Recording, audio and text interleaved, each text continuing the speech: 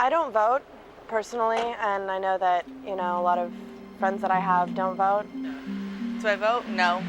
And I haven't voted because I felt before it never was affected. I was never affected by it. I did not vote in the last election, and I believe it was purely because the candidates that I had to choose from were just not up to par with my reality. I wanted to vote, but not really, because I don't think that my vote would make that big of a difference.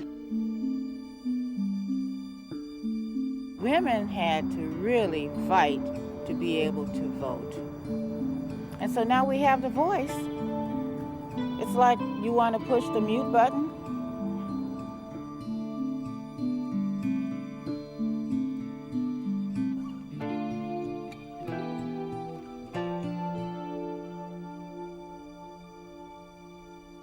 I think that's a little shocking.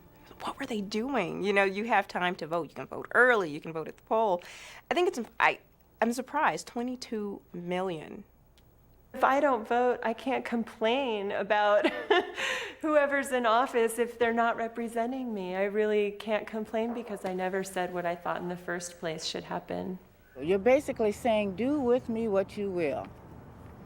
And you're talking about total strangers all around this country. You're saying to them, just do what you want and I'll just be happy with it. I'm just going to settle for whatever you think my life should be like. That's what you're saying if you don't vote. There were so many people that came before us who were not able to vote. There were people who actually gave up their lives in order that we would have the right to vote.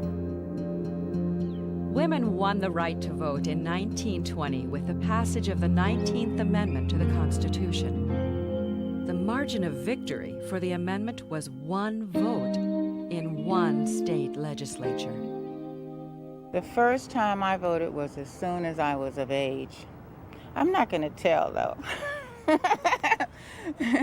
When I was a young child, my mom used to take us with her on voting day into the booth and go, this is the most exciting day of the year, and this is the most important thing you will ever do in your life. And then we'd watch her vote, and we'd get all excited. And so when I turned 18, I was ready.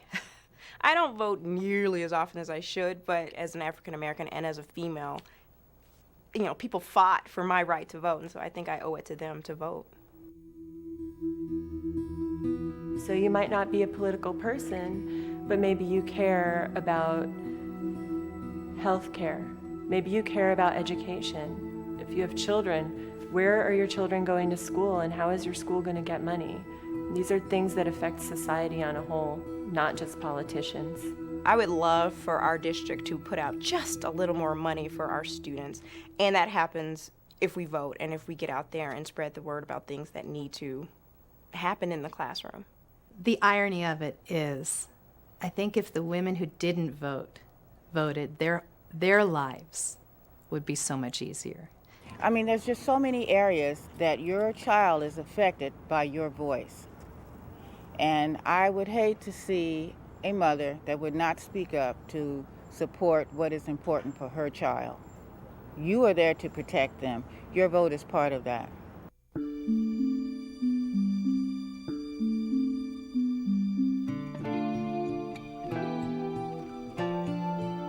The year that I won my Senate seat in the state legislature, it was a matter of 14 votes as to whether I was in the majority or the minority party.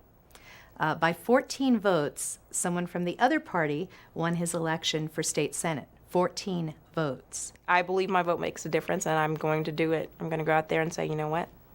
This is what I think, and you have to listen to me. 22 million single women could get together and cast a vote. I think that we could all feel the effects of that. I mean, I'm sure we could. It's a lot of people. One voice may be considered a singer, but lots of voices can be a chorus. We can create a symphony together if we just step forward, do your best, and that's the only way you can hope to change anything.